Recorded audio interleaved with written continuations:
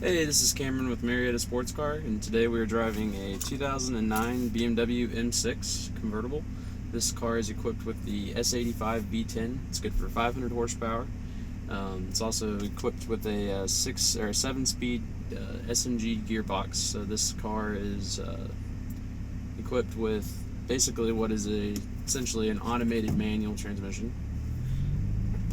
So it has a manual gearbox and clutch, so it feels similar to a manual, but it also has an automatic mode, as well as you can pick how sudden the shifts are and quick.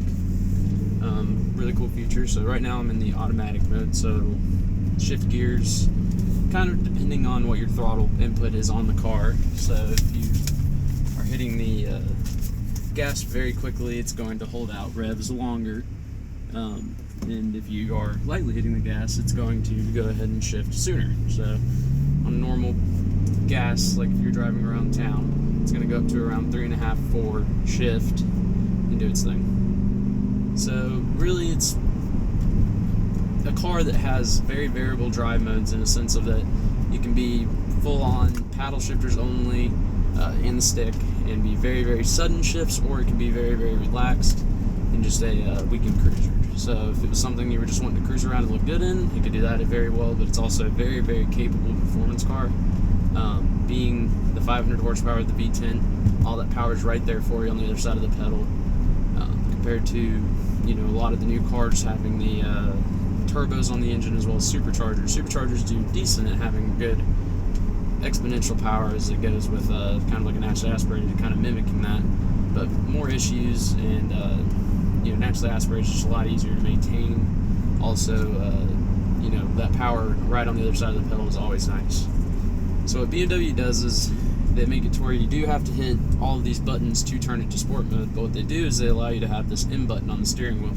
So basically, one press of the button, you're in the fastest shift mode, power mode, which would essentially be sport mode. Also, the dampeners go to a more sport-oriented setup. So basically, one thing about the SMG, when you do drive it, you kind of let off of the gas whenever you come into the shift. So you hit, let off, go back in, and it'll shift very nicely and preserve the clutch essentially. Very similar setup to what a kind of a Ferrari has, as well as a Maserati or a Aston Martin. Very similar to the F1 transmission in those cars. I prefer the SMG. I think it's a lot more drivable. Feels a lot more daily drivable, especially than a F1 does. F1's very clunky, very lurchy. BMW with this SMG did a very good job at just allowing it to have a more comfortable approach, in my opinion, versus kind of a more choppy approach in the F1. Very awesome car. Has a great sound to it. As you can tell, that was only up to around 5,000 RPMs. Car revs out to 8 grand. Basically, when you first turn it on, it limits the red line, so it actually pulls the red line up on the car, on the dash, to the point where it would be safe to rev out to. It's always a good idea to let it warm up, especially this engine being the V10. It's a very large engine. Heats up rather quickly, though, in my opinion, compared to other Beamers like a straight 6. But definitely a lot more fun. Having that big V10 on the other end is definitely a treat. But this color on this car, I think they called it blue metallic. It's a very, very dark blue, almost a midnight blue color. Looks almost black in certain lights, but also if it's in the sun, has a very, very bright color to it, in the sense where it's almost like a two-tone paint. So where it's got a nice blue hue to it in certain lights, but also looks black in certain lights. So it's very similar to Audi's midnight blue.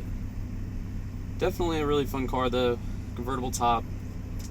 Operation is very, very quick on this car, in my opinion, for the size of the car it is. They did add a really cool feature over here.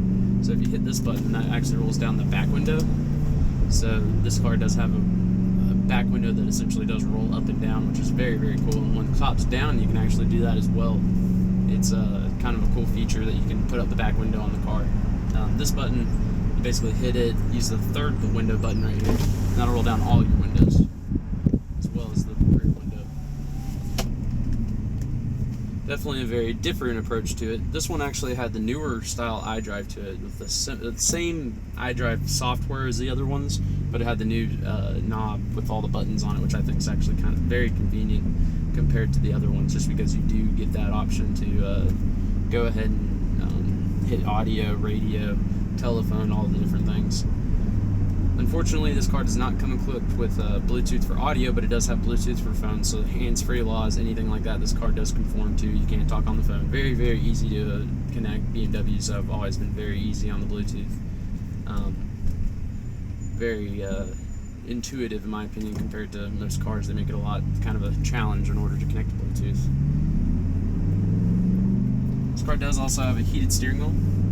Didn't think I'd ever think that was really cool, but after I started driving some cars with heated steering wheels in the middle of the winter, that is one of the best things you can have.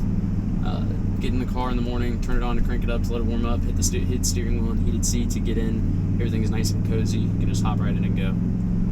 But let's let V10 do all the talking. I'll roll down the back window so there's not too much wind, but some of that noise can come through.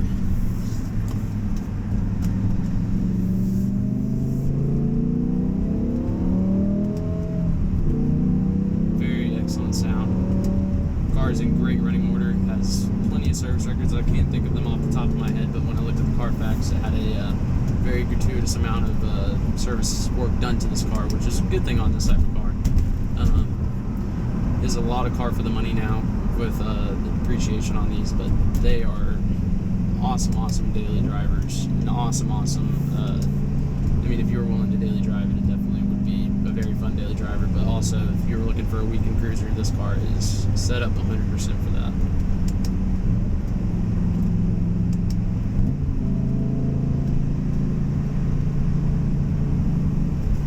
Great handling. The electronic dampeners for the size of car this is and the weight that it is, I don't know off the top of my head what the weight is, but it is a decently heavy car being the V10 and everything, but it handles itself awesome.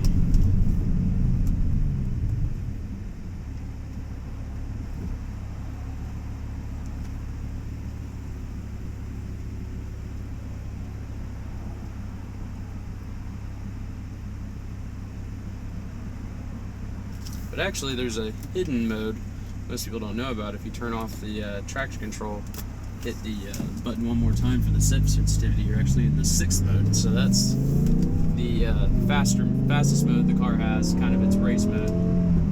As you can tell, not long to shift at all.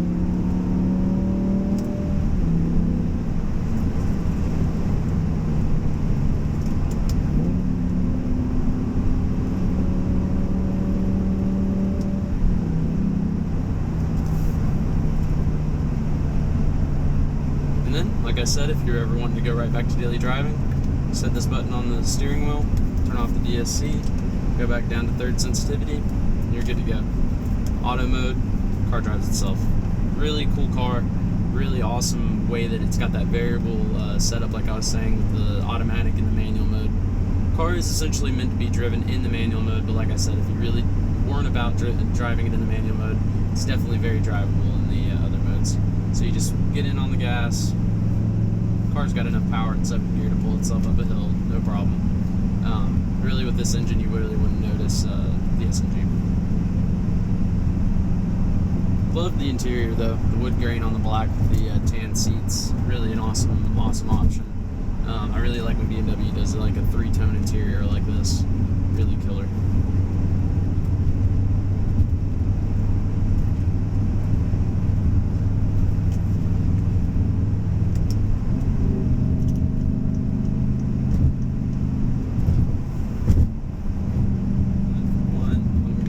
How the top works on this one.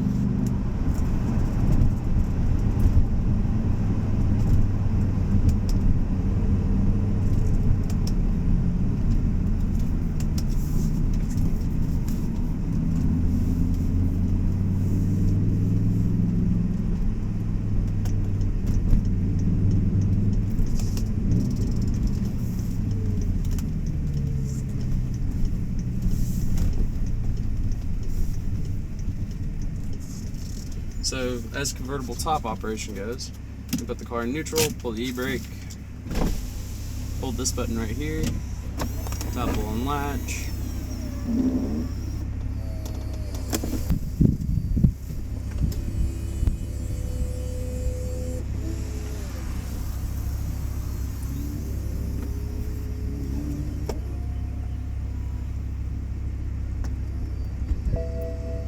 Top your tracks back.